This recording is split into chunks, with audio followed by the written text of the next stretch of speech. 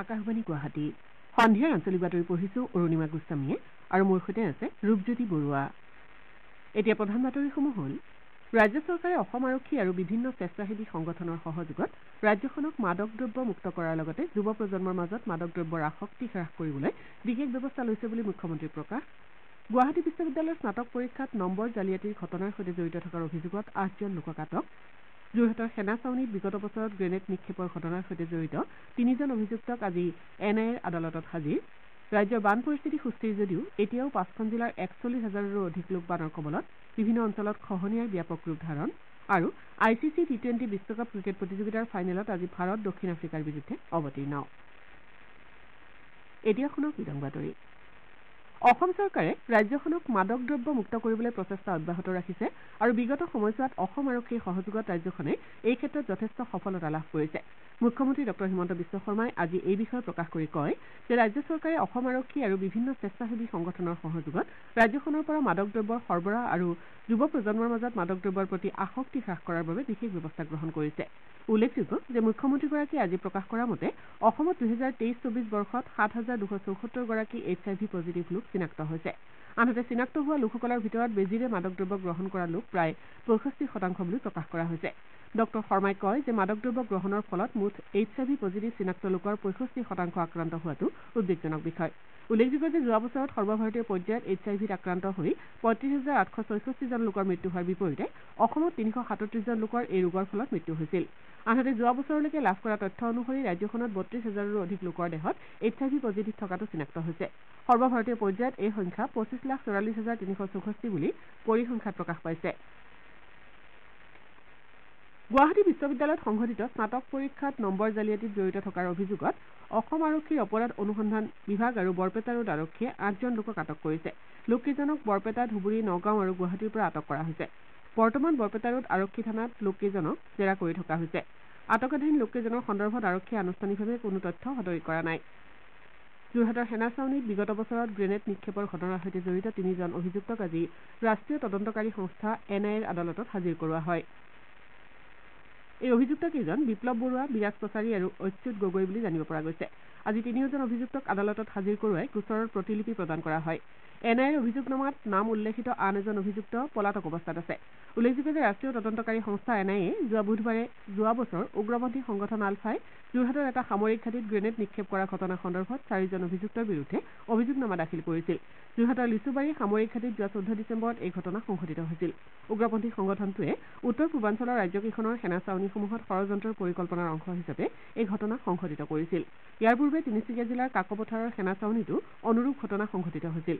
উগ্ৰপন্থী সংগঠন আলফা স্বাধীনে 15 ডিচেম্বৰত এই ঘটনাৰ দায়িত্ব গ্ৰহণ কৰি এটা প্ৰেছ বিজ্ঞপ্তি জাৰি কৰিছিল। উল্লেখযোগ্য যে আন্তঃৰাষ্ট্ৰীয় সীমান্তৰ ম্যানমাৰত থকা আলফা স্বাধীনৰ স্বয়ম্ভু কেপ্তেইন অভিজিৎ গগৈ আৰু সংগঠনটোৰ মুৰব্বী পৰেশ বৰুৱাই এই ষড়যন্ত্ৰৰ পৰিকল্পনা কৰিছিল বুলি প্ৰকাশ পাইছে। প্ৰধানমন্ত্ৰী নৰেন্দ্ৰ মোদীয়ে কাইলৈ দিনৰ 11 বজাত আকাশবাণীৰ মন কী বাত অনুষ্ঠানৰ যোগেদি দেশ-বিদেশৰ জনসাধাৰণৰ সৈতে মত বিনিময় কৰিব। এয়া হ'ব অনুষ্ঠানটোৰ 111 সংখ্যক খণ্ড।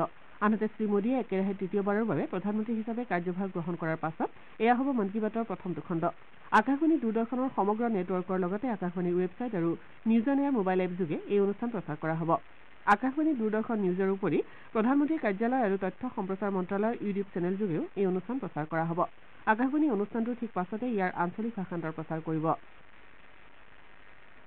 ন্যায়াধীশসকলে সংবিধানৰ মতে কাম কৰাৰ লগতে সামাজিক ৰীতি নীতি অনুসৰি নিজৰ মতামত দিব নোৱাৰে বুলি আজি দেশৰ মুখ্য ন্যায়াধীশ DY চন্দ্ৰচূড়ে প্ৰকাশ কৰিছে।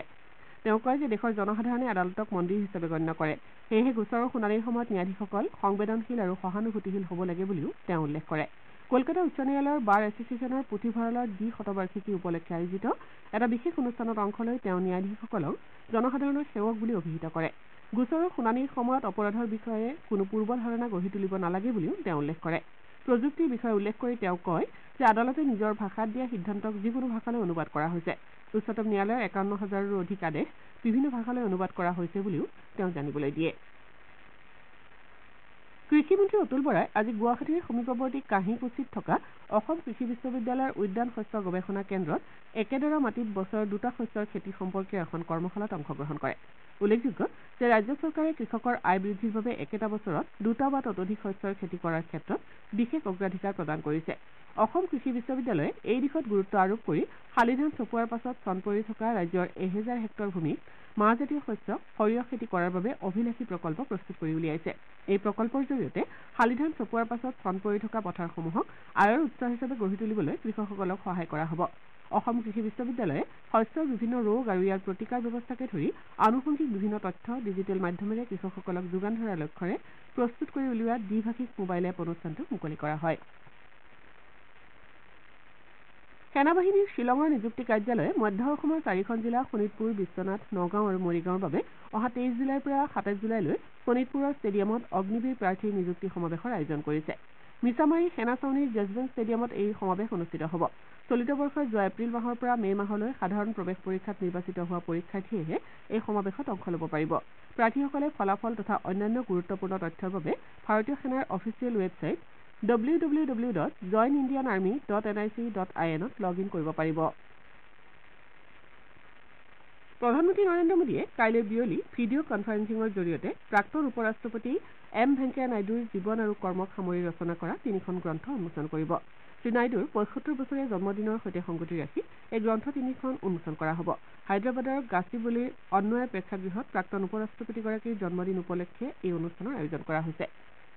শ্ৰোতাসকলে সন্ধিয়াৰ আঞ্চলিক বাতৰি শুনিছে আকাশবাণী গুৱাহাটী কেন্দ্ৰৰ পৰা। পৰৱৰ্তী বাতৰি শুনক ৰূপজ্যোতি বৰুৱাৰ পৰা। ৰাজ্যখনৰ বান পৰিস্থিতি প্ৰায় সুস্থিৰ হৈছে যদিও 5খন জিলাৰ 383খন গাঁৱৰ 41,000ৰো অধিক লোক এতিয়াও বানৰ কবলত আছে। 129টা আশ্ৰয় শিবিৰত 14,000ৰো অধিক লোকে আশ্ৰয় লৈ আছে। ইয়াৰ ভিতৰত কৰিমগঞ্জ জিলাত স্থাপন কৰা সৰ্বাধিক 103টা আশ্ৰয় শিবিৰত 13,000ৰো অধিক লোক আশ্ৰয় লৈ আছে। কৰিমগঞ্জৰ উপৰি কামৰূপ, ধেমাজি, কাছাৰ আৰু বৰপেটা জিলাত বিভিন্ন অঞ্চল প্লাবিত হৈ আছে। এই বানত প্ৰায় 85,000 পশুধনৰ ক্ষতি হৈছে। তিনিচুকীয়া জিলাত বিগত কেইবাদিনো ধৰি ধাৰাসাৰ বৰষুণৰ ফলত নৈ উপনৈসমূহৰ জলস্তৰ বৃদ্ধি পাইছে।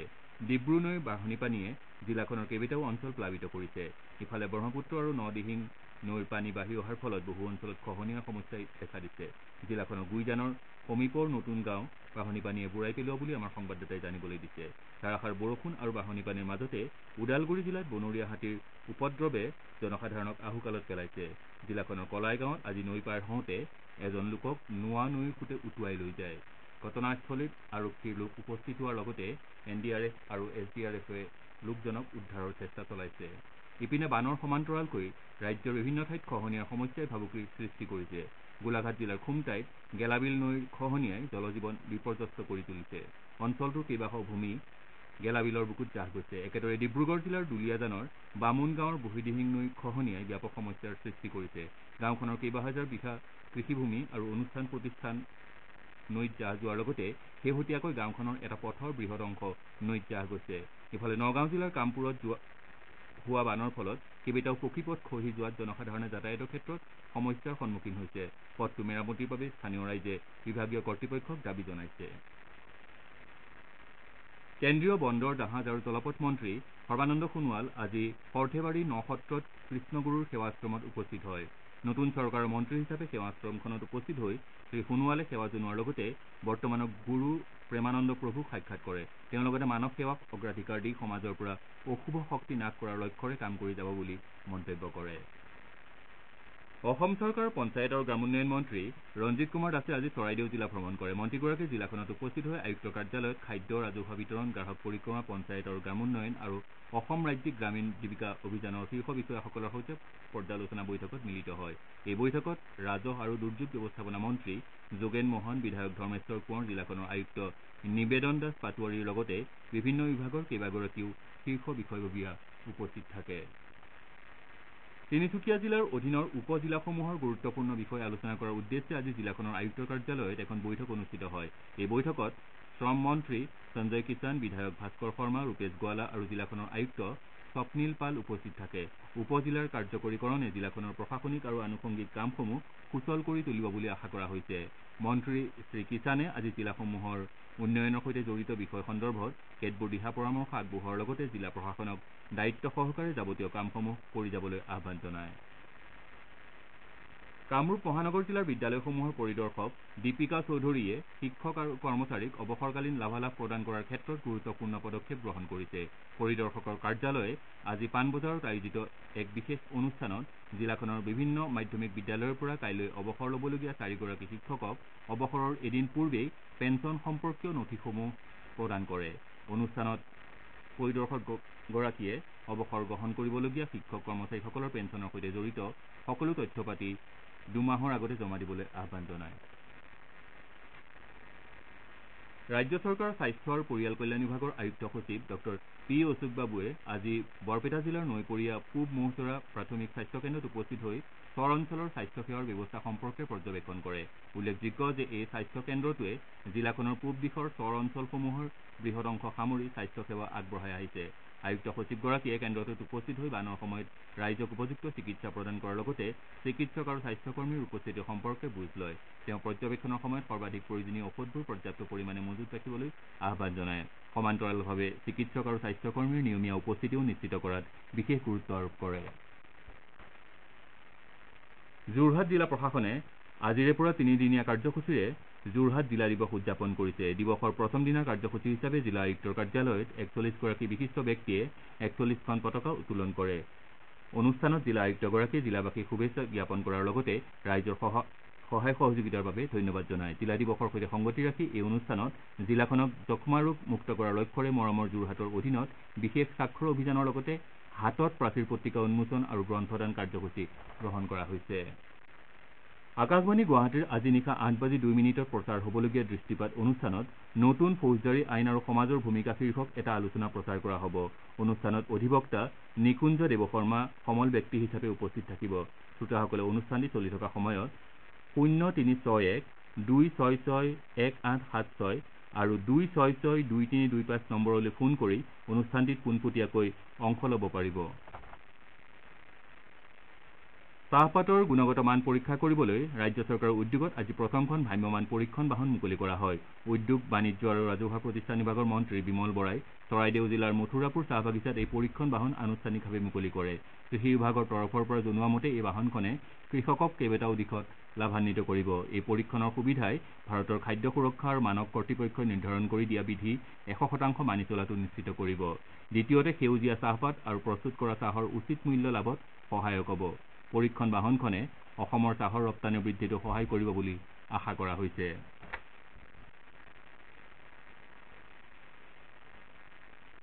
এতিয়া শুনক খেলৰ বাতৰি।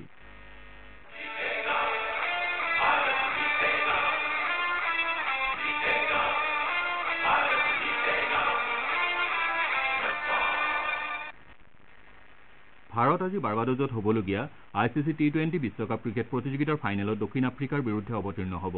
খেলখন ভাৰতীয় সময় অনুসৰি নিশা 8 বজাত আৰম্ভ হ'ব।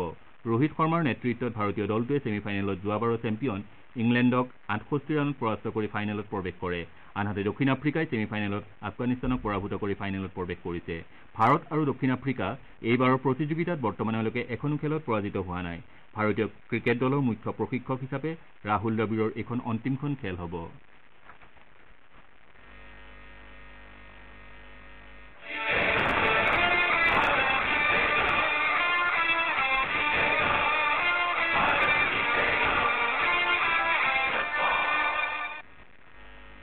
ভূটানত অনুষ্ঠিত ইণ্ডো ভূটান কমফু ৱুছু প্ৰতিযোগিতাত বাক্সা দুগৰাকীৰ খেলুৱৈয়ে পদক লাভ কৰিছে। প্ৰতিযোগিতাত বীৰজন বসুমতাৰীয়ে সোণৰ পদক আৰু চুমদন বসুমতাৰীয়ে ৰূপৰ পদক অৰ্জন কৰে। উল্লেখযোগ্য যে অসম কমফু ফেডাৰেচনৰ সহযোগত এই প্ৰতিযোগিতাত জিলাখনৰ 3গৰাকী খেলুৱৈয়ে অংশগ্ৰহণ কৰিছিল। এতিয়া বাতৰি শেষ কৰাৰ আগতে প্ৰধান বাতৰিসমূহ আকৌ এবাৰ পঢ়ি দিছো। ৰাজ্য চৰকাৰে অসম আৰক্ষী আৰু বিভিন্ন স্বেচ্ছাসেৱী সংগঠনৰ সহযোগত ৰাজ্যখনক মাদক দ্ৰব্য মুক্ত কৰাৰ লগতে যুৱ প্ৰজন্মৰ মাজত মাদক দ্ৰব্যৰ আসক্তি হ্ৰাস কৰিবলৈ বিশেষ ব্যৱস্থা লৈছে বুলি মুখ্যমন্ত্ৰীৰ প্ৰকাশ। গুৱাহাটী বিশ্ববিদ্যালয়ৰ স্নাতক পৰীক্ষাত নম্বৰ জালিয়াতিৰ ঘটনাৰ সৈতে জড়িত থকাৰ অভিযোগত 8জনক আটক। যোৰহাটৰ সেনা ছাউনীত বিগত বছৰত গ্ৰেনেড নিক্ষেপৰ ঘটনাৰ সৈতে জড়িত 3জন অভিযুক্তক আজি NIAৰ আদালতত হাজিৰ। ৰাজ্যৰ বান পৰিস্থিতি সুস্থিৰ যদিও এতিয়াও 5খন জিলাৰ 41,000ৰো অধিক লোক বানৰ কবলত। বিভিন্ন অঞ্চলত খহনীয়াৰ ব্যাপক ৰূপ ধাৰণ। আৰু ICC T20 বিশ্বকাপ ক্ৰিকেট প্ৰতিযোগিতাৰ ফাইনেলত আজি ভাৰত দক্ষিণ আফ্ৰিকাৰ বিৰুদ্ধে অৱতীৰ্ণ হ'ব। আমাৰ এতিয়াৰ বাতৰি ইমানতে অন্ত পৰিল।